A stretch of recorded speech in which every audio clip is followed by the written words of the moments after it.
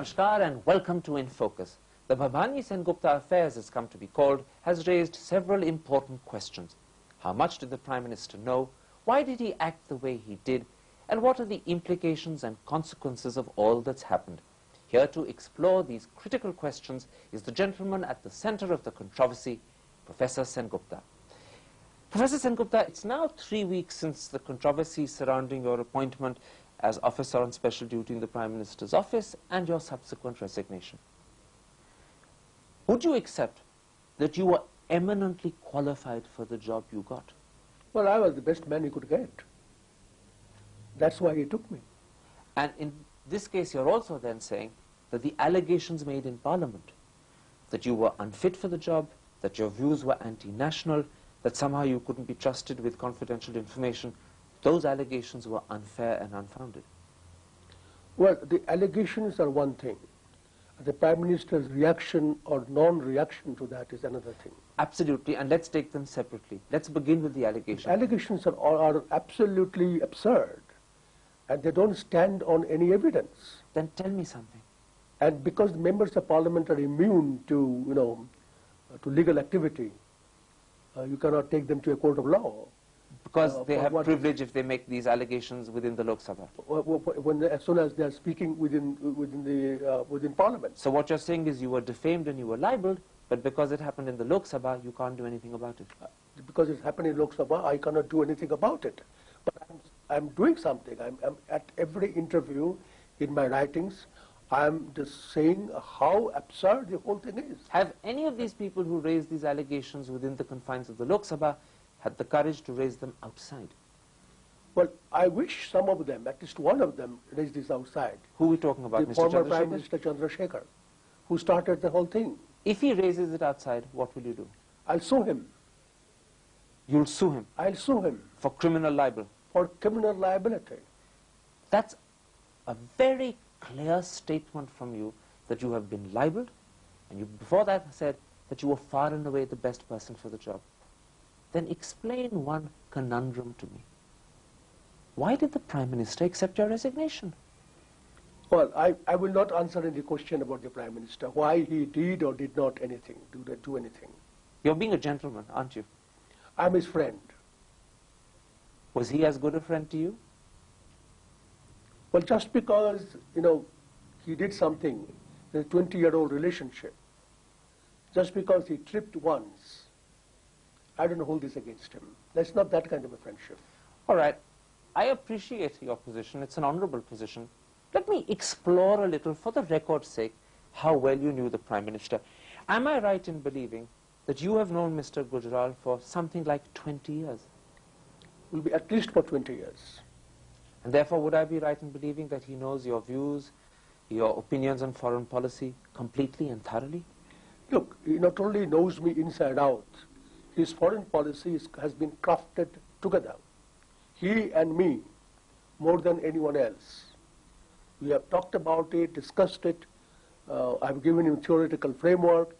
It's a very joint effort, and he knows it. So clearly, when he appointed you as officer on special duty, he was doing it because he wanted you near him. I guess so. And he was doing it because he thought you were far and away the best person for the job. I thought that well, let me put it like this. I did not ask for this job. We had talked about my keeping close to him, proximity.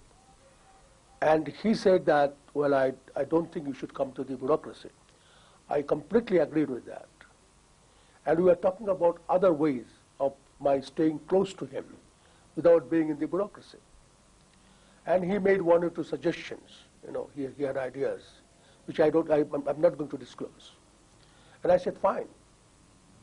I said, the only problem is that as long as you are foreign minister, I was going any time I wanted to, I was going to her house. Your time was, you were accessible, far more accessible. Now as Prime Minister, your term is very short. And there's a huge load upon him. You're not only Prime Minister, you also have charge of foreign affairs. So I don't get the time with you. And I feel uncomfortable. because when we have been together, we have been productive. So the job of Officer on Special Duty was to facilitate nearness as Prime Minister? proximity to the Prime Minister. Then it also follows that at no point could Mr. Gujral ever have thought that you were anti-national or that you couldn't be trusted with confidential papers. Of course not. No, see, he never, now let's understand this. He never said that I would be in charge of foreign affairs. He never gave me an allocation of portfolios. It was too short a time, day and a half, and Parliament was in session.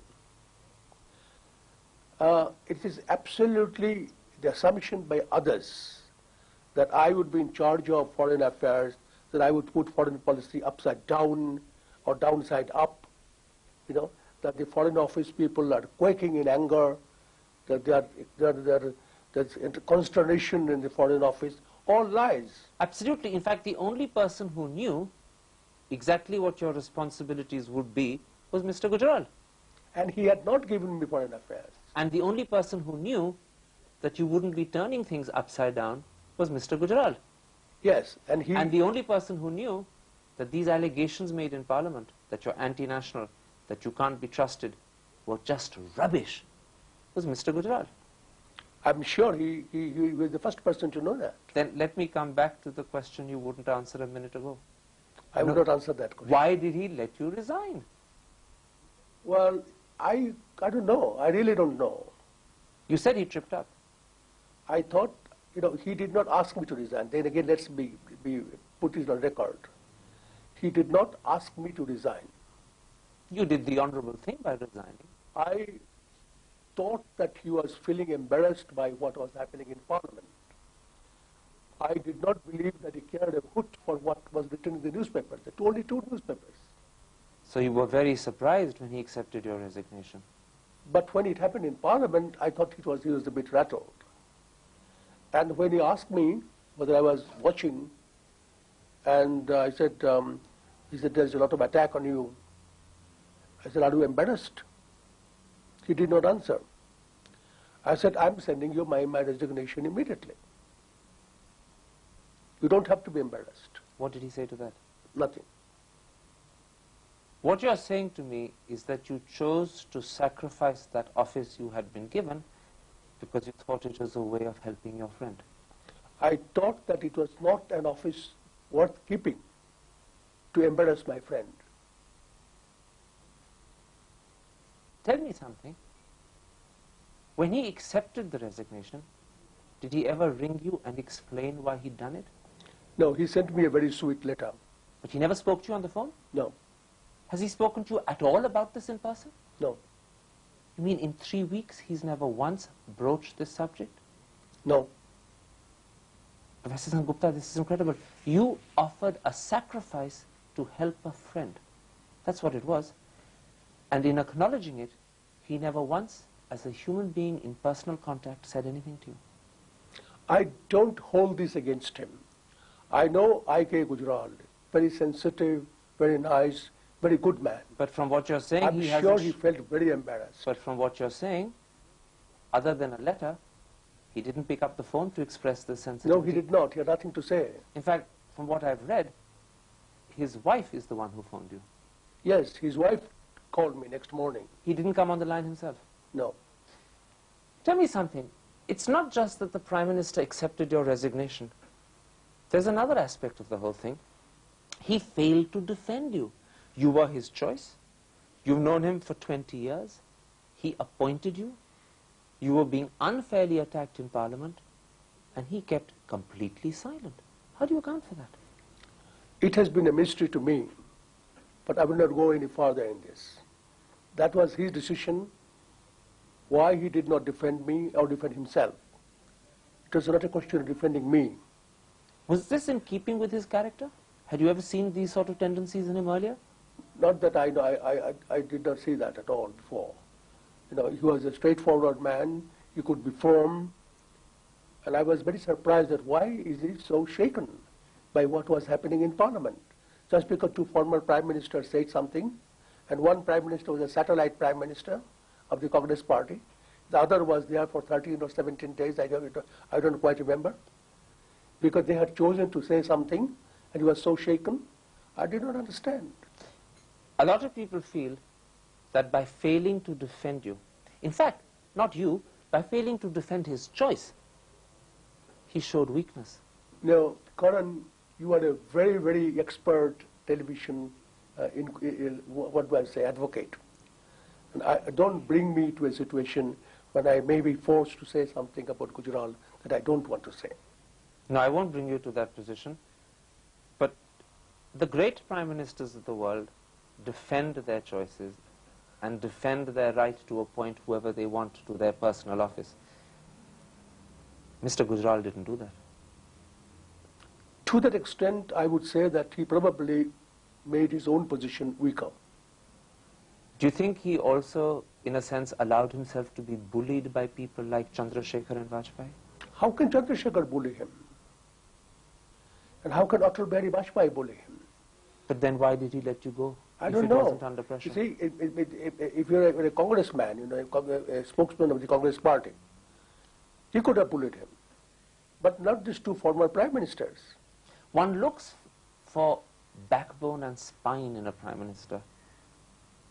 You're an honest man. Would you accept that in handling this, Mr. Gujral didn't show a lot of spine and backbone? I want to comment on that. He took the easy You way are out. again bringing me to the to comment on Gujral's Okay. pluses and minuses. Let me put it differently. You are a writer, you are a foreign policy analyst, and you're a man of considerable standing in your own right. How does the Prime Minister emerge out of this whole incident? Answer me that. Look, you are like now you're like a prosecutor. No. You are bringing me back to this in another way. How he fared, how he looked, is up to the people to judge. But he hasn't covered himself with glory, has he? In my estimation, he figured pathetically. And I felt very sorry for him. Because I admire him, I love him, he's a very, very good man. But what happened to him? He was in Parliament. Was he too lonely? Wasn't there anyone around him who he could consult? I don't know this. These are the questions I have been asking. Why did he do that? Would you like to ask him that question? When I meet him, maybe. Maybe not. 3 weeks, now before I meet him, it will be 3 months. Does it also hurt that at a personal level he let you down? At a personal level? How can he let me down? In fact, he let me up. I became a national figure. I had a far larger audience, you know, to take my case to. But except these are that, important cases. See, these are not personal matters. except that when you want a friend to defend you and the friend doesn't defend you, then it hurts, doesn't it? Well, I'm not going to answer that question. But it has hurt, isn't it? Well, even if it did, it's not very much. But it has hurt. I've forgotten all that. Do you think it will have affected a 20-year relationship with Mr. Gujral? No, not from my side. I'm still editing his book, a book on foreign policy with his speeches and lectures and all that. A great deal of them drafted by me. And you're editing it with the same commitment and the same dedication as previously? Of course. So what you're saying is, as far as you're concerned, the relationship hasn't changed. But from what you've said, it also emerges that as far as he's concerned, for the last 3 weeks, he hasn't spoken to you. No, he gave me time, gave me an appointment one of these days. He didn't give me an appointment. I was told that I would see that there will be an appointment for me the next day. But it never happened. He did not come. Do you think he's a little nervous of meeting you? Do you think he feels guilty? Well, I wouldn't say that. He's too busy. You know, a prime minister is a prime minister. Too busy much to of meet him. a friend whose resignation he was forced to accept? Too busy to pick up the phone? I think his phone is always very busy. We're going to have to take a break at that point, Professor Sen Gupta, but I want to come back in part 2. I want to talk to you about other aspects of this very interesting incident. But first, I'm afraid we have to take a commercial break. Don't go away. We'll be back in just a couple of minutes to continue this discussion with Professor Sen Gupta.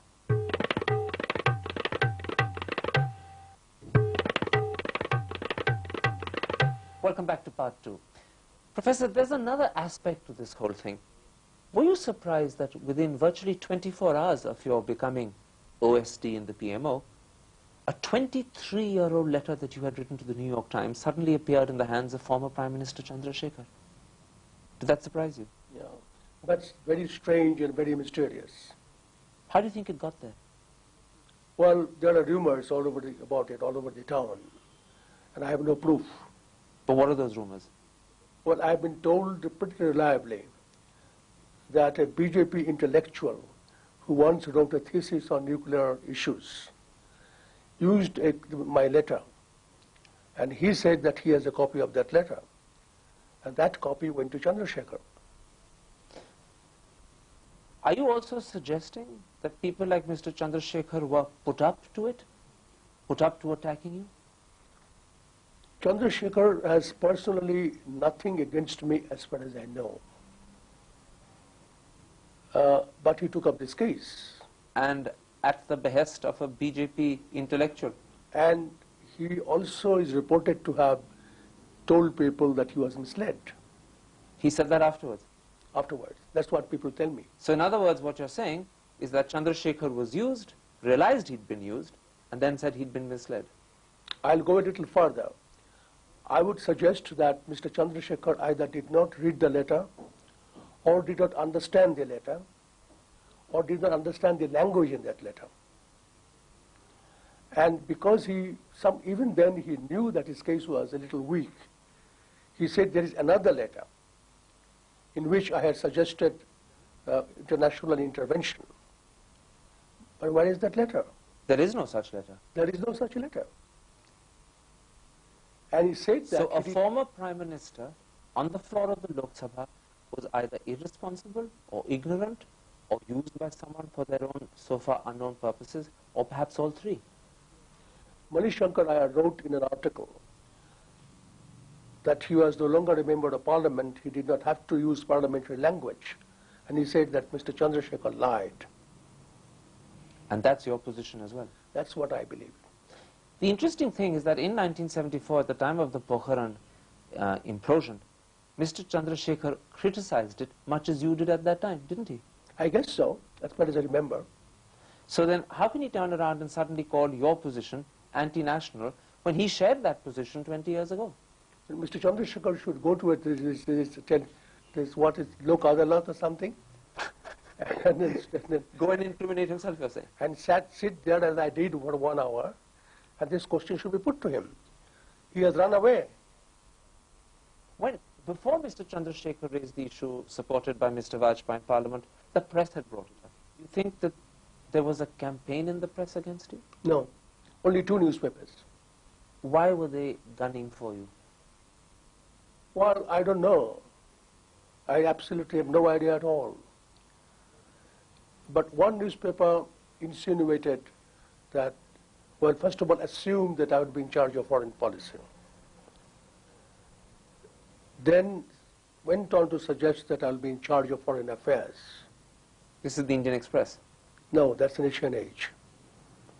And said that the bureaucracy was livid in anger. And they were afraid that I had put Indian foreign policy on its head. Are you saying that the hand of the bureaucracy can be detected behind what these 2 newspapers wrote? As far as I've tried to inquire, the Foreign Office bureaucracy were totally innocent. You see, the Foreign Office is full of my friends. So then how do you explain the fact that 2 newspapers carried out what looks like a single campaign to get you? There surely are interest groups in Delhi. Persons, institutions, or maybe political parties who thought the combination of Gujral and me in the Prime Minister's office would be dangerous to their line of thinking. Who are these interest groups? It is not Parliament. Hint at them. No, maybe people who are involved with the nuclear policy, they want India to go nuclear. Are we talking about the Strategic Defense Services Institute? I'm not mentioning any institute. I'm not also mentioning people by name. People who probably thought that the nuclear policy would not go farther. Let me put it like this. You exonerated the bureaucracy a moment ago, but now it seems you're talking about something I would call the foreign policy establishment. Is that the correct way of phrasing The it? foreign policy establishment on the peripheries, not the core establishment on foreign policy. So they turned against you and they put the newspapers up to this attack against you. Looks like to me. Okay. Let me then come back to an issue I began And with. then people who are against good neighborly cooperative relations with Pakistan. So there was a BJP element in this as well, you suspect? That is it possible that some BJP elements were there. Okay. Let me come back to the question that I raised several times in part one, and I want to do it now in the light of what you've just been saying. All of this is something Mr. Gujral should have sensed. He should have understood, shouldn't he? Why don't you have an interview with him?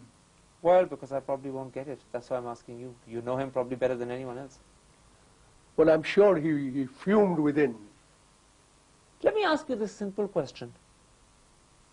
Would this have happened if Mr. Gujral was only External Affairs Minister? No, it would never have happened. So what went wrong when he became Prime Minister that meant this happened? Two things in my thinking. One is that he was very new to the job. In the External Affairs Ministry, he never handled power.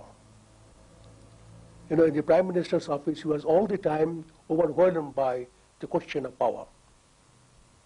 Bargaining, pressures, all kinds of things, And he's unused to handling power. which he has never done that before. And what's the second thing? The second was that he was very new to the job. That he had a feeling that, look, let's go back a little bit to the background. He was very reluctant to be Prime Minister. I had mentioned to him more than a year ago that he was very suitable for that post compared to the politicians we have around. He said, no, that's a dirty office. I don't want to go there. And I believe in April, when it became possible, you and his wife had to actually push him into accepting. Well, pushing probably is a little too strong a word, but we persuaded him, You and his wife. his wife and me. So what you're saying is that his inexperience and his inability to effectively handle power meant that he tripped himself up. No, that would be very harsh judgment. His inexperience, yes, and he's new to the game of power. And look at the position of the Prime Minister. His own party is a group of 14 units. What And the you're Congress saying, Party. forgive my interrupting because time is against us, but what you're saying is that he didn't know how to handle power, and the first time he had to do it, he made a little bit of a mess of it. Karan, this was the third or fourth day of his Prime Ministership. That's the excuse. No, that's the reason. Okay, whatever the reason, but he didn't acquit himself as well as he should have or might have. Well, he probably should have. He probably wanted to, but somehow or other he did not. There, I'm afraid, Professor Sen Gupta, we're going to have to end this interview. Thank you very much for talking so openly on a subject that is so painful and probably so personal. Thank you very much indeed. Thank you very much. That's it for this week. We'll be back next week with another interviewee. But for today, from the residence of Professor Sen Gupta in New Delhi, goodbye.